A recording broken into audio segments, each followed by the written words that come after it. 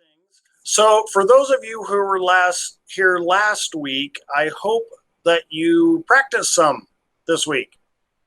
I'm going to look at your stunned faces and suggest that perhaps you did not actually practice this week. That's okay. I will forgive you. So the video for last week is still live, and so everyone can still be able to see it. There's not a limit on who can view it, for example. So, pull this up. Okay. Welcome to lesson number 2, coding for everyday business, or everyday coding for business. I don't remember what I called it. Learn everyday coding for business. That's what I called it. Okay. So we're going to pull it up and pull in our lesson. Now, everybody remembers last week that we built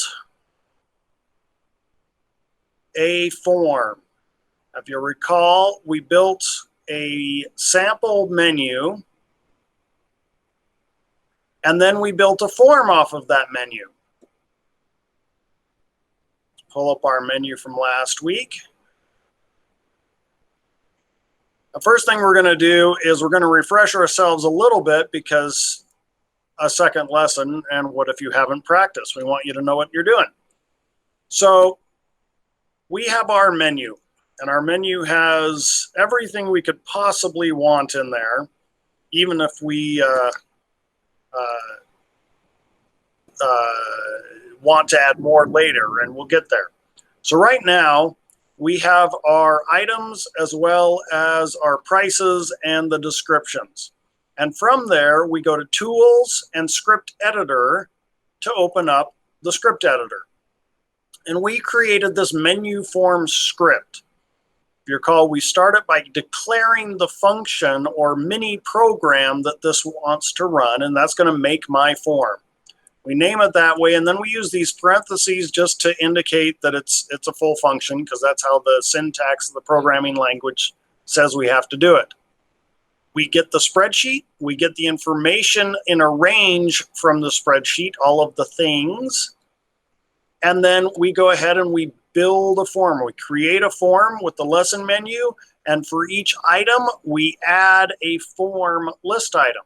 So we're going to run it again, even though we've run it last week. It runs the form.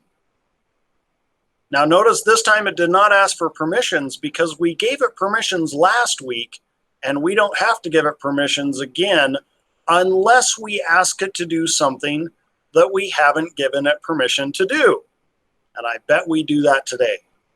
So it created the new menu form. And this online order form now has lesson menu as the title and has all the items, how many.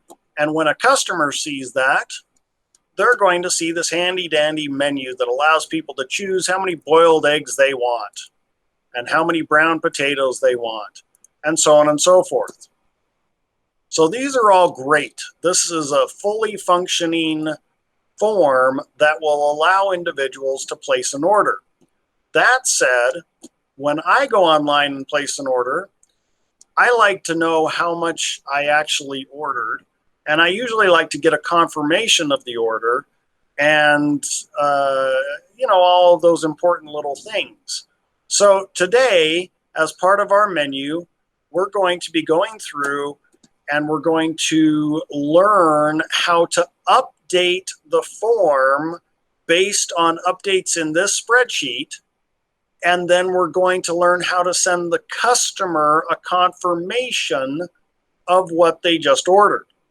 So let's go ahead and first think about what we're actually doing. We have a spreadsheet of menu items, and this could be a menu for a restaurant. It could be items in a warehouse. It could be almost anything.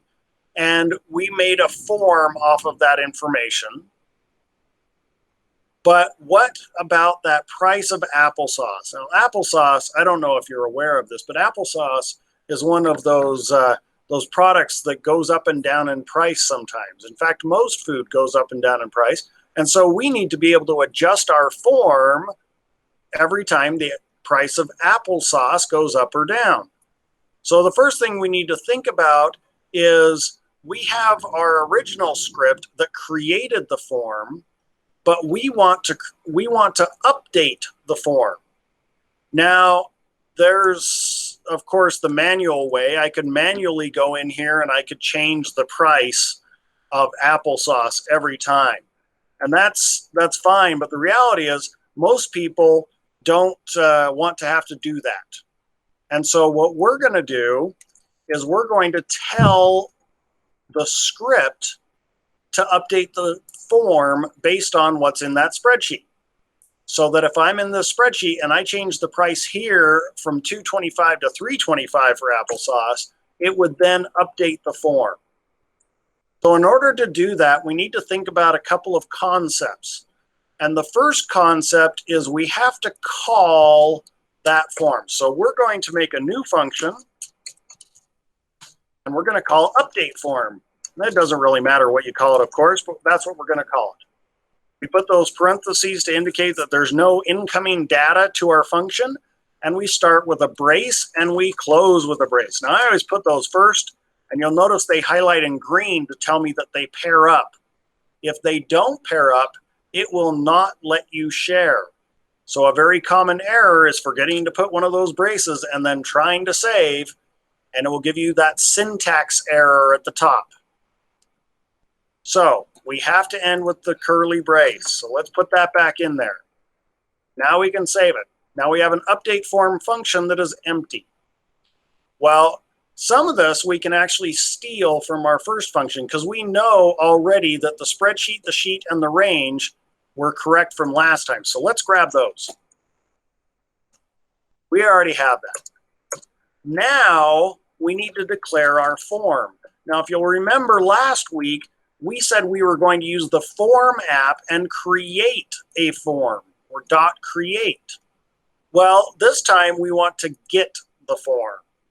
So in order to do that, we need to use, of course, form app. We need to request Google access to that form app database or system. And then we need to get the form.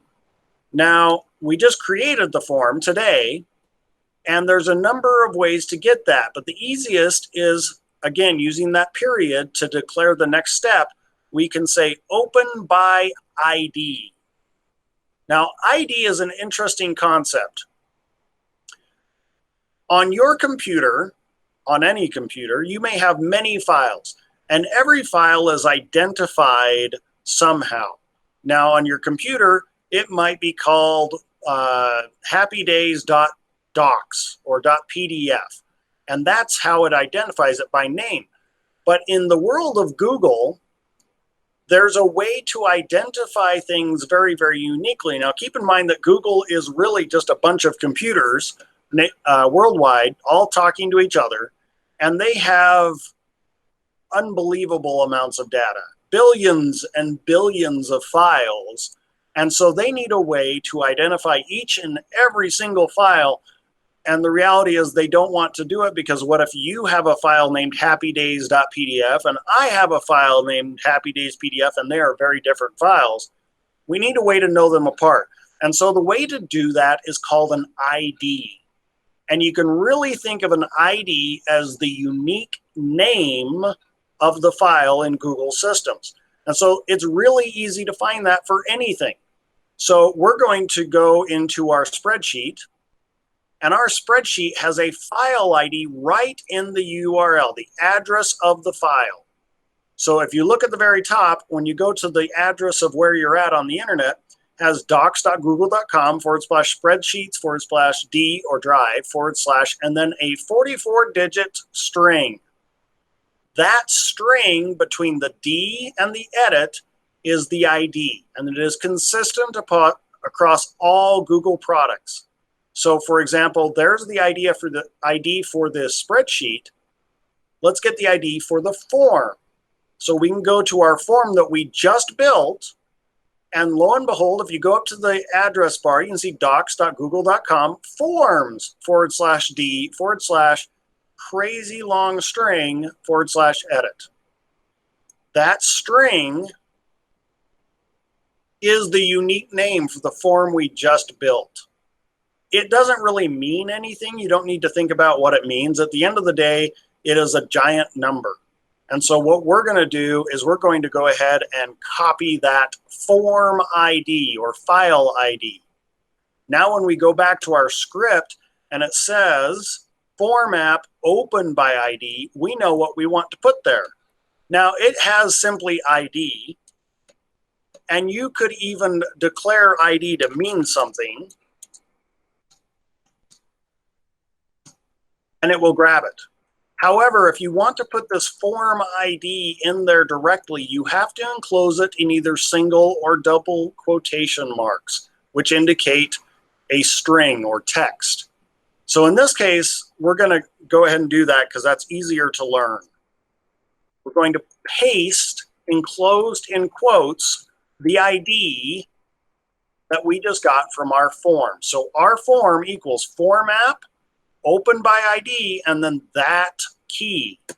So that key ending in AUKG matches the form ID AUKG.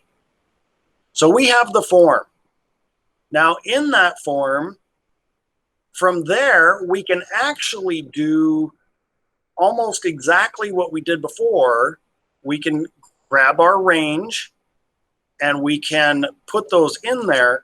But if we do that right now, it's going to simply add every single item again because it's add list item. So there's a couple of ways to do it. The easiest way to do it that I know of is to first go through and delete every item in the form. So to do that, we need to get the items. So let's go ahead and get the items. Var, declaring our variable, items is going to equal, and we're going to call the form. And now we're going to hit the period again to see what we can do there. And we're going to get items.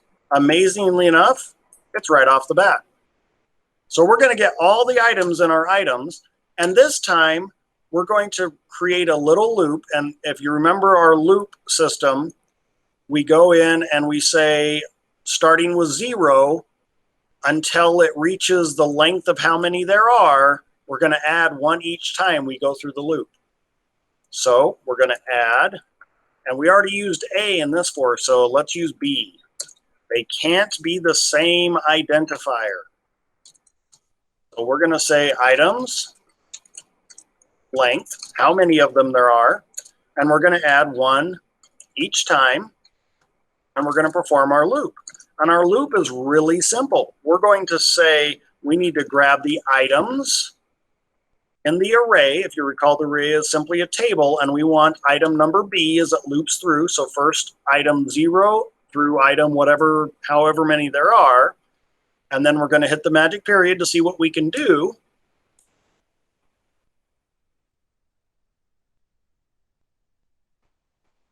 We need to find it.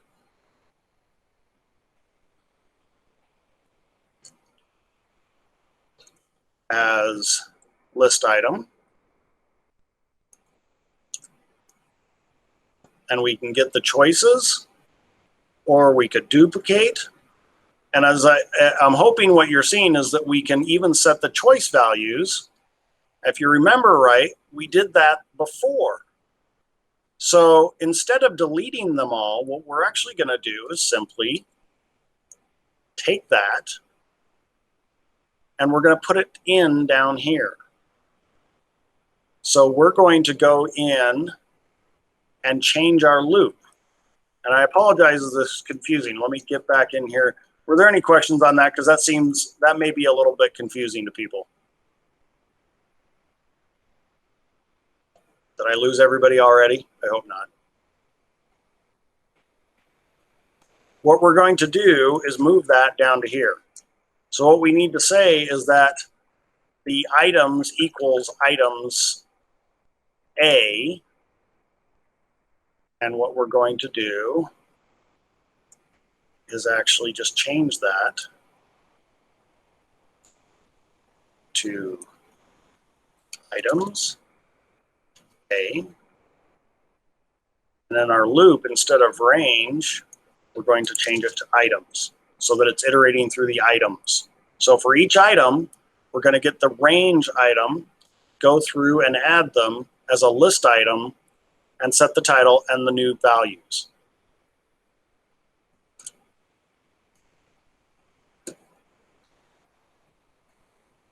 So what we're doing, we're getting our form, we're getting all the current items, and then we're going to loop through the items and set the ranges as those items.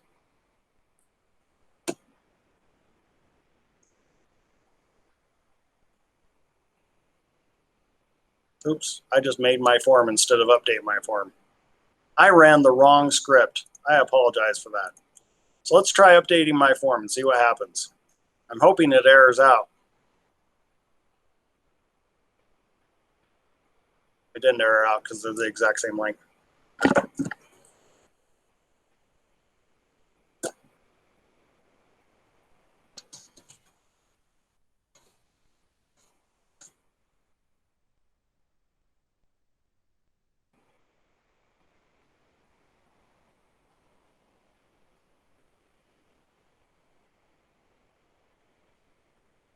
Okay. So we ran that script, and you'll notice that it said applesauce is now $3.25. So it automatically updated it. Now if we go in here and we change the price of baked apples, and we'll make it a penny. We run that same script again, update form, it's going to do the same thing.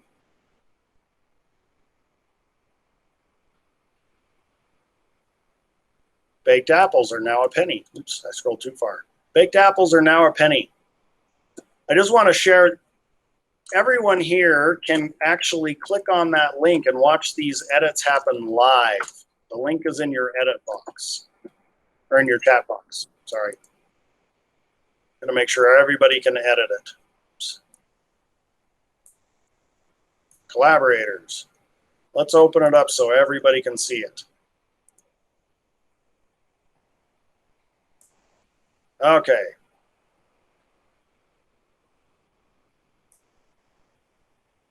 Okay, so what we did is we made changes in here. Let's put this back to $5.45. I don't know, and we'll make the apples back to $2.20. Those apple prices are very variable, and we're going to update the form. Now, one of the questions that came up last week that is on this week's lesson is why, when I declare a variable like the form, can I then build off of it using the period or the dot? So that leads to one of the questions this week, which is, what is an enum? So an enum, which I've just sent the link in the chat box, is a way, it's really a variable of either an item or a program or a function. It's a, think of it as it's an enumerator is what it's short for. And so what it really is a number, but instead of a number, it's either, it's usually a word or something that means something. So for example, in our system right now, let's zoom in there, we have form is built off of form app. A form app is built into Google script. There's nothing you can change about it. There's nothing you can do, but it's built in there. And under form app, no matter what, it has a bunch of items that are enumerators. And one of them in this case is create. In the one we're doing this week, another one was open by ID. And so those enumerators are what allow you to add things to a variable or a program. So for example, for A equals 0, meaning A starts at 0, and then it has to be less than items length. That dot length is an enumerator built into the object of items. So you can have an enumerator is a built-in feature for certain objects in JavaScript, which is like a variable or a program, and it allows you to remember where you are in the system, as it were. And then, of course, another example of enumerator is when we made that decimal point to 2 places. The 2 fixed is an enumerator built into numbers. So in our case, what we're doing down here, when we take the item, as we work through that list of A to however many items there are, we're first getting the item and whatever in the list we are. So starting at 0, going up through, I don't remember how many there are, 18. 0 through 18 items in our menu. We're then grabbing the enumerator as a list item, which is special to format. And then we're getting the set title enumerator. And then we're getting the set help text enumerator. And so all of those enumerators can be built upon each other. Now, for programming convenience, I put them all together because it makes sense to me to put that way together. However, you'll see some other programmers who actually separate the enumerators by a line, because this is just as valid, and you tell the program that it's done doing something after those enumerators by using the semicolon to end the sentence, as it were. So in this case, this is just as valid as the way I had it. I don't do this because honestly, it makes it longer in terms of how many rows are on your screen, and maybe it's a little bit easier to have it on one row, at least for me. So I always leave it on one row, but both are valid. Now, one of the questions you should be asking yourself, and you should be saying, hey, Steve, I thought you said it was going to be easier to delete everything. That's because I'm a terrible teacher and I forgot to put things in the right order.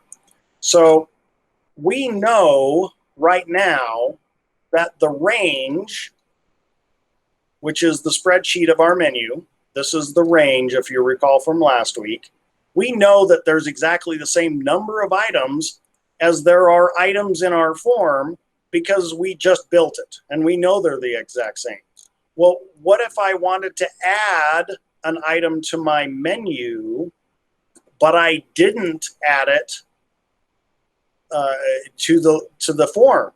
If I want to update based on that, I would either have to rebuild the whole form and use a new form ID because it would be a different file, or I need to figure out how to update based off of those.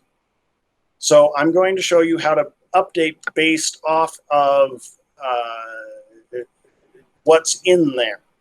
So to do that, let's first add a sample menu item. We're going to just add one row to the bottom. And we're going to add, how about some apple pie?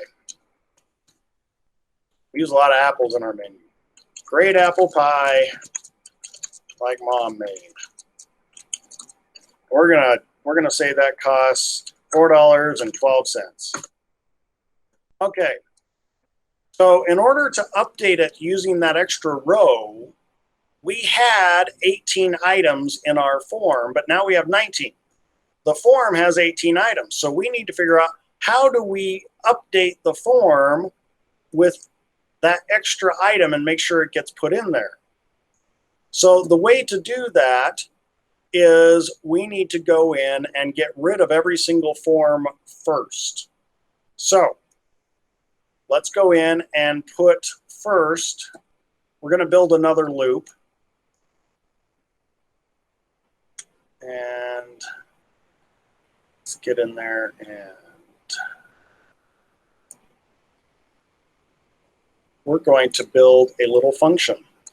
I'm going to cheat and I'm just going to copy and paste it, but I'm going to go through it with you so you can see what it does.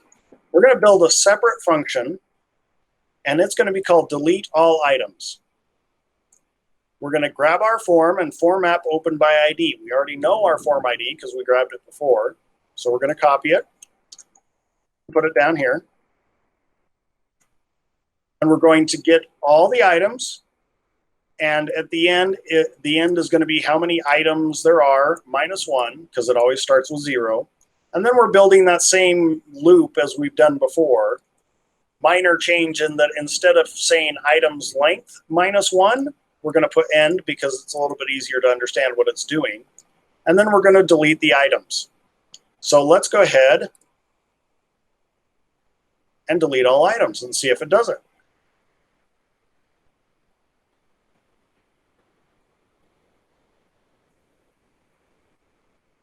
Our form ending in AUKG has 0 items now. So somehow we need to think about how do we do that and add them back in. Now we know that we can go in here and add them based on the form.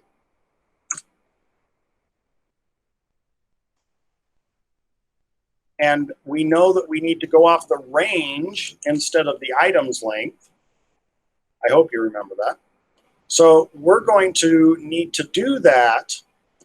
Let's go ahead and update my form.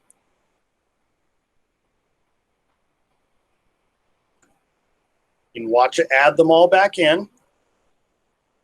Right? We can actually see it get built in front of us.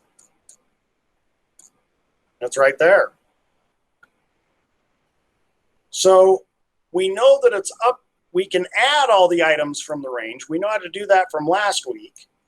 And we've now built a function that says, I want to delete all items. Somehow we need to make this delete all items function happen before this loop where it adds all the items, right? So we need to delete the items before we re-add the items.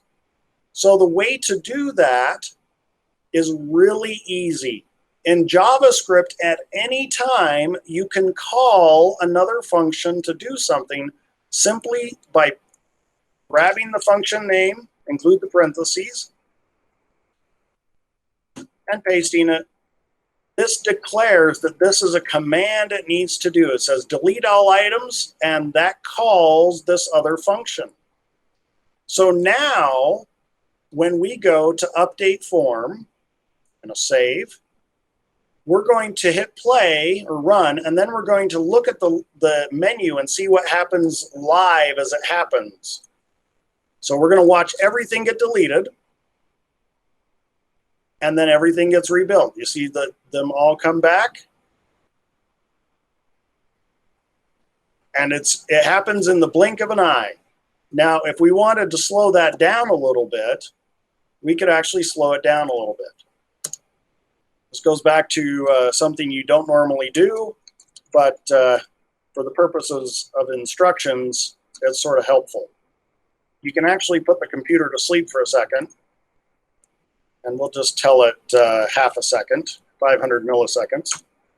And then when we run it, we can actually see it delete everything for half a second, and then it will all come back.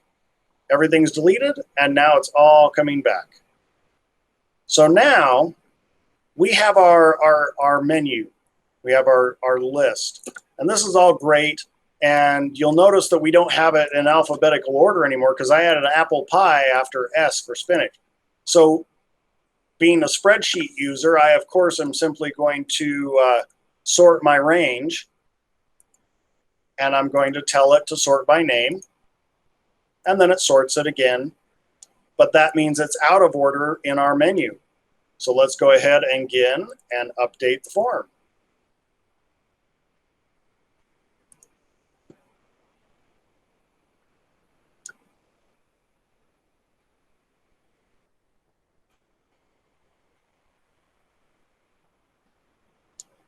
Okay, we're halfway through the lesson, and what we've had it do is update the form. We need to think about how do we make it do that so that my bookkeeper can update this spreadsheet with the price and have it respond immediately to the customers so that they don't get the wrong price and we don't overcharge for our applesauce or undercharge for our applesauce. So before I go on, using the chat box or taking yourself off mute, do any of you have any questions on what we've done so far?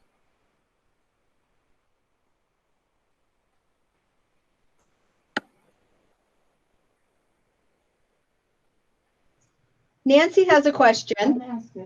Nancy, I would love your question. How come you have to delete everything if If you're just updating information? Did I hear that correctly?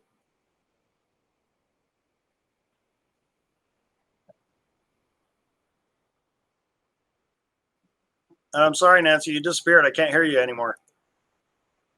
She wants to know why you had to delete everything first. She wants to know what that whole process was about, that deleting. Okay, that's a very good question, Nancy, and thank you for asking that. So, let's go to our menu. In our menu, we have from apple pie to spinach with egg. That's 19 items. And 19, you can always just count in spreadsheets and see what that is. So that's the number of menu items. Well, what if I go ahead and in here after cabbage, or actually let's do after consomme and cup, I add a new menu item. I want to make, what do we want to add today? Let's do frog legs. Everybody loves frog legs, right? They're $15. Okay. Well, suddenly, Nancy, instead of having 19 items, I actually now have 20 items. Now, the problem with that is that in the form, if I update each item with that based on this list, it would try to update things 20 times because there's another row there now. Now, if you update a list of 19 items 20 times, you are going to get unpredictable results, is the classical way of saying it. The reality is it just errors. It doesn't work the way it's supposed to because you're trying to update 19 individual items on your form, and it's a little bit easier as the customer would see it. If you're updating 19 items on the form with a list of 20 items, one of them is going to be wrong and one of them might be missing, or it might duplicate something, or it might, it does a lot of weird different things. And so the answer why you delete everything first is because you want to have consistent end results, regardless of if you're adding a line of frog legs, or what if you delete frog legs and cabbage and have 18 items and you're trying to update 19 items 18 times. So the importance of clearing the field, as it were, is to make sure that the form always has the same number of items as this. And in programming, the easiest way to do that is actually delete everything and then recreate everything. Because then no matter what, your form will mimic the spreadsheet. So if we go and update the form, it deletes everything. And we can watch it actually delete it in real time as it goes down the side of the screen and makes it smaller, and then adds everything again. You can see it add. And so now what it does is it's rebuilt the form to have every single item. So now it has 20 items in there, whereas before it only had 19. Did that answer your question? She said that makes sense now. Okay, very good. See, that's why I ask people to have their questions, because I take some things for granted. Okay. If there's no other questions, let's move on to the next step. And this is going to be the last key component for today before we get into how to send an email. And that is, what is a trigger? A trigger, I'm going to send you the link through the chat box. So let's think about this. I'm the accountant. I'm not the programmer at this point. I'm going to be Jana, who's updating the menu items. And Jana goes in and she changes the prices of things, and she says $15 is too much for frog legs. We're not selling enough. We need to make it 11. And cabbage, we sell like crazy, and it's a great profit margin. So let's make it $4.50 and even increase our money. And so the accountant doesn't need to know how to program. They need to know how to update a spreadsheet. So if you're going to have somebody else update the spreadsheet, you want that to make something happen automatically. And the way to do that is called a trigger. A trigger is think of it like, if you're ever familiar with your artificial assistants like Alexa or Google Home or Siri, those computers listen all the time for their special word.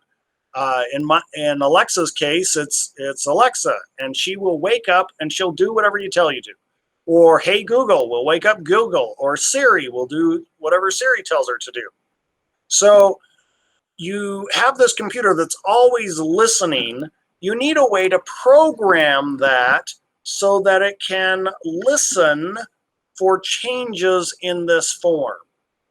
Now in Google, they make that very easy. You can do it programmatically, but you can also do it using the menu. You don't have to know how to program to build a trigger. So we're going to go to Edit, Current Projects Triggers. Now there shouldn't be any because we haven't set any triggers on this project yet before. So what we want to do is we want to tell the computer, which is really Google, because Google is just a bunch of computers. We want to add a trigger and we want to tell it to always listen and do something. So the first thing we want to do is we know we want to update the form. Head is the only option, so never worry about that unless you're doing something really fancy. We know that we want to listen to the spreadsheet. Now we could set it every day or every month or every week through the time driven or from the calendar, but we know that we want to do it from the spreadsheet because our accountant is going to update the spreadsheet. And the event type, we want to change to on edit. Now on edit means that our accountant has changed the price on something. So we're going to save on that. Now what that's done is it's told Google that Google is always going to listen to our menu spreadsheet, and it's going to listen for an edit to be made. And if there's an edit made, it will update the form. So let's try it. We're going to go to our menu, and we're going to change the price on buckwheat cakes from $7.50 to a more reasonable price of $6. And then we're immediately going to go to our form and watch it happen because we still have the delay in there. So we can watch it, and we'll go through and delete everything. Just like that. And then it will re-add everything.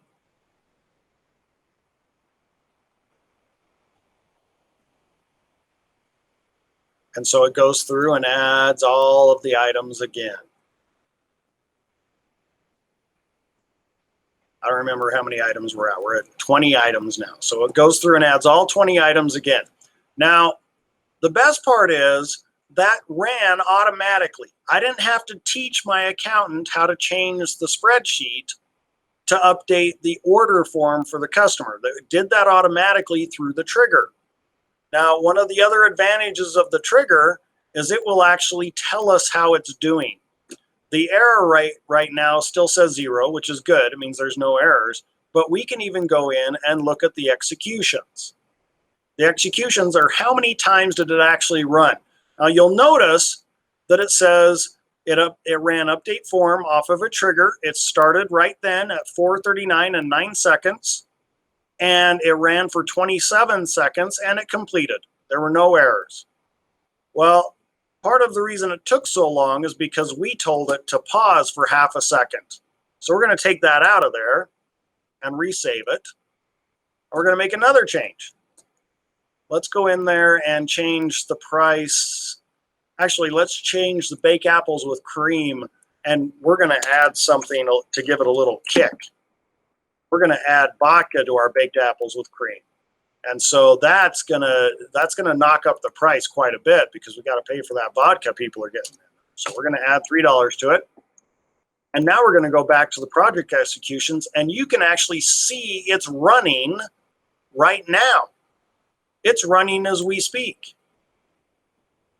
And if we wanted to look at that, failed to edit the form, please wait and try again. What did we do? Where did the error come from? It may actually not be a real error.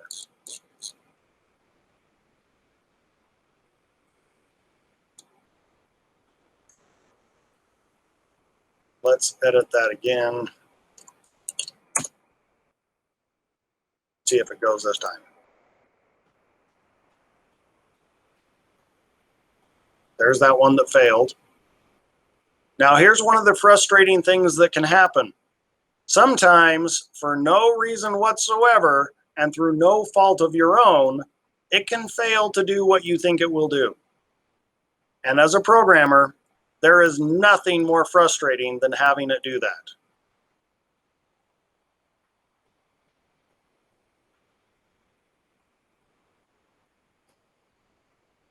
And in almost every single case, when it does that, it's because the file was temporarily unavailable. And here's a good example. If you remember, Google is just a bunch of computers. Well, they are spread about the world. And literally, your file might be on a different set of computers somewhere else in the world from where the location of your script is. So this script, for example, might live here in Nevada, but the form itself might live in California on a different set of computers. And if there's even a minor blip in the internet, it may not talk to each other. Now that said, it doesn't normally happen. It's infrequent that that happens, but it can happen. When it does happen, you will tear your hair out trying to figure out what happened, but it's not your fault. So it's okay. Just run it again and it'll be okay. Or in the case of our accountant changing the price, it will run every time an edit has been made. And so it will always update that form. Another way to think about it is, what if we changed our trigger to a different type of trigger? I got a question. Shoot. Okay, so you said that we specified the trigger with just changing the amount or the price. Yes. Did we specify though the description? And can this be why? It cares about the spreadsheet. So when we say there's a change in the spreadsheet or an edit, that means that any edit. It doesn't matter what cell, it matters that the form itself has been edited. Okay. Now, one of the key things you have to think about is this spreadsheet going to be changed all the time? Is it going to be like once a minute? Or is the accountant going to go in and change it once a week, or once a month, or whatever is appropriate? You have to think about that, because if it's something where it's going to get updated all the time, for example, a data collection system on services rendered to customers that gets updated constantly, you may actually want to change the trigger type. And instead of having it from a spreadsheet edit, you could change it to a time and say have it run once an hour or once every 4 hours. And by changing it to a time-driven trigger, it means if it's constantly being changed, it won't run as often if it's going to be more than every hour, for example, with a change. On this particular instance, from the spreadsheet's just fine, because the accountant's not going to be changing the menu very often. But a different system might need to go to a scheduled update. It means it will not be as instantaneous a change, but it means it's going to be more reliable. Did that answer your question, Melissa? Yes. Excellent. All right. So we now have a trigger so that if this menu changes with new items or changed prices or deleted items, it's going to update our form. So now we need to have a way for the form to do something when someone places an order and send both us as the menu maker what someone ordered, plus we need to send the customer a copy of their order. So let's go back in there. We're going to create yet another function. I'm going to zoom out. Are you guys able to see it okay if I zoom out? I worry about my finance people more than anyone. So we're going to create a function, if I could type, and we're going to name this order placed because someone has just placed an order. We indicate that there's no incoming data with the function through those parentheses, and then we're going to start with our bracket and end with the end bracket. And we're going to, of course, get our information. We know we want the form. We can just copy and paste that, and that makes it easy. And this time we want to use that to get all the responses. Now, a Google form has an enum of responses. So to get that, we're going to make a variable, and we're going to name it responses. And that's going to be called by the enum of responses, get responses. And normally, you might think you want to get all of the responses every single time, but the reality is when a customer places their order, you only want to get the most recent submission. So we actually want to get the last response. And the way to do that is to go in and call the response. We're going to name it response, and we're going to say that that is responses. And here's where we're going to say, we know responses is an array of all the responses, but we want the most recent. So we're going to use an enum, or enumerator, of responses. And we can do that through a mini function of length, because that's how many responses there are. And we need to subtract 1, because it starts with 0. So if there's 10 responses and we want the 10th response, it's actually going to be responses and index 9.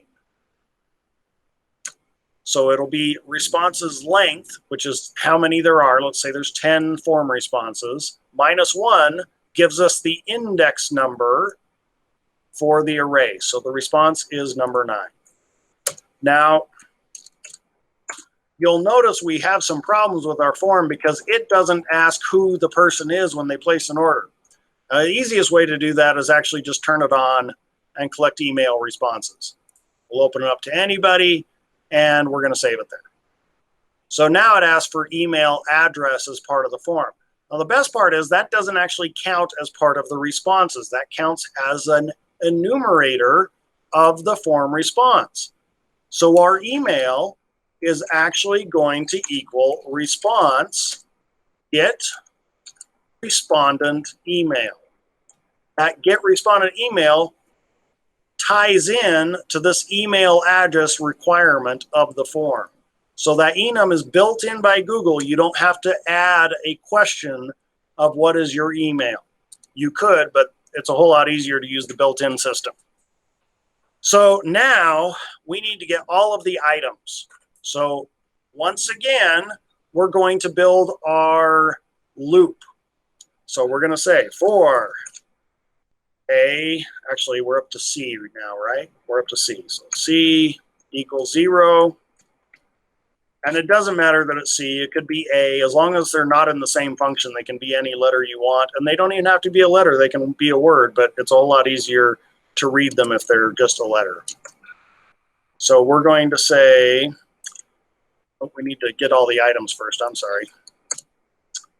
Items is response, get items, item responses. Now we have all the items that have been responded to. So we want items.length, and we want to add each one each time we do the loop. And what we want to do is we need to think about how do we gather everything that they built and put it into a list. So we need to know what they ordered, in this case, the pie, and then how much. And then we need to know how many from each question. So we know we need an array that is empty. And we're going to call that order. Doesn't matter what you call it, but you need to declare an empty array just like we did last week. So we're going to build an array out of the order that someone places. So the title of the food is going to be items, index C, enumerator get the item, enumerator, sorry, get item, and we know it is as a list item.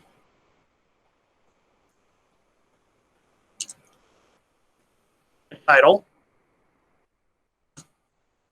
We know that we want to know how many. So that's going to be an items index C. And we're going to get the response, which is how many of them. Those two items get everything that the form has, because when you have a customer looking at it, they choose apple pie and they choose how many, right? So all we need to know is the title, because we don't need the description. We already know the description. We wrote it. And then how many. So now we have those two items. We want to put them into the order. So you can do that using an enumerator for the array called push. You can just click on it. And what we want to push in there is the title and how many. Now down here, we need to actually see the order. Oops, what am I doing? We're going to log our order to test it. So I need someone to be a guinea pig. Who wants to place the first order in our mock menu? Melissa, can you click on the link I just put in the chat box and place an order?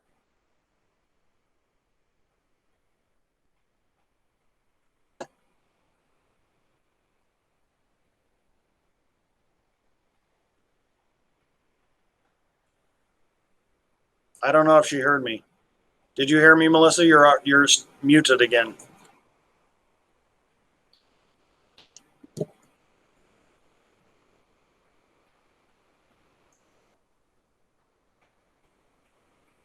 Camille, can you place an order on that link?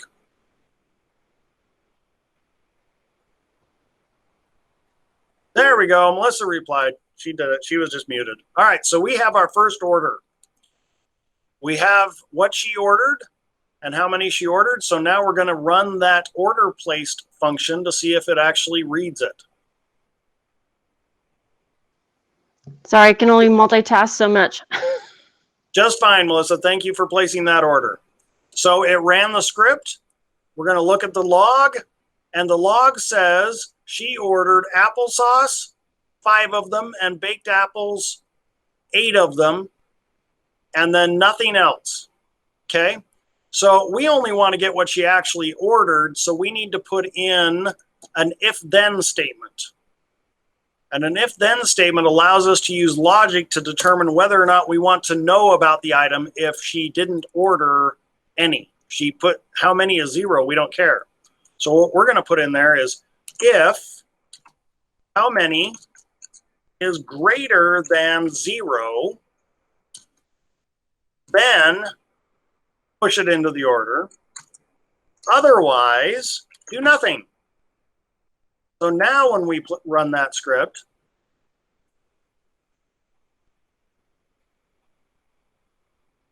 we get our logs as we wait patiently. Unless our internet's down. Now it only lists the items she actually ordered, applesauce and baked apples. So because we told it the items have to be more than 0. If it's 0, we don't care. So now we have our order. What we need to do is send that back to Melissa for her to get a copy of her order. So we're going to use another Google service called Mail App. And we're going to send an email. And amazingly enough, by hitting the period, you get an idea of what you can do. The first one, get remaining daily quota. You are limited to 5,000 emails a day, which is actually a lot. So we know that email is whoever responded in there. So we can actually get that variable of the email and replace recipient with that variable. The subject we're going to put something in quotes as a string, and we're going to say your order, and then the body. Now, there's a number of ways to do that. The easiest way to do that is simply grab our array that we just created and slap it in there. Obviously, that's not going to be super user-friendly, but it will allow the order to be sent immediately. That's sort of where we're going to end this week. I'm going to run it now, and Melissa, I'm going to ask you if you can please share your screen after I update the permissions, because I added a new thing to it. It added email. After that runs, it will have sent the email to you. Can you share your screen of what the email looks like when it pops up?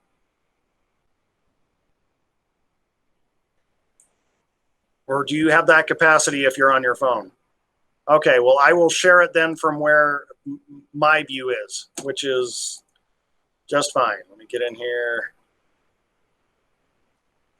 Go back to Chrome.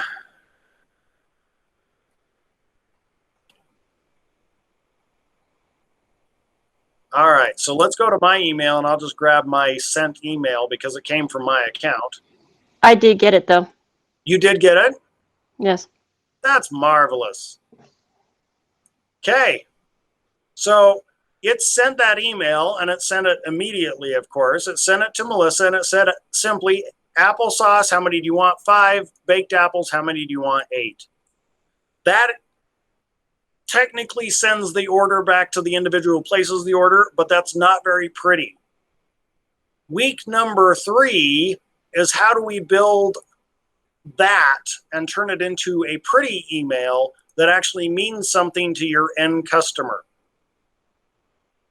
Okay, now that we've gone through all of this massive amount of information today, are there any questions to close out today?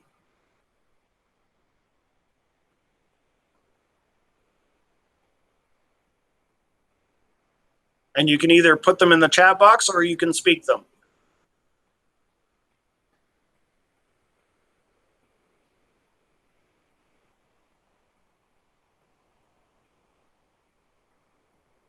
One of the questions that came in is I mentioned that there's a limit on email numbers. That is correct. You can only send 5,000 emails a day from a Google account.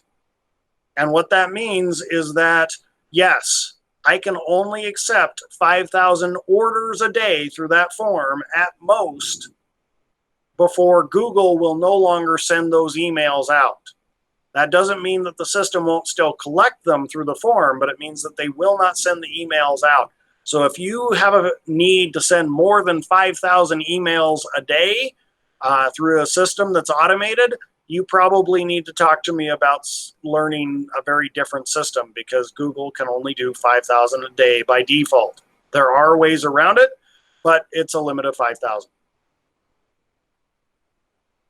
Any other questions?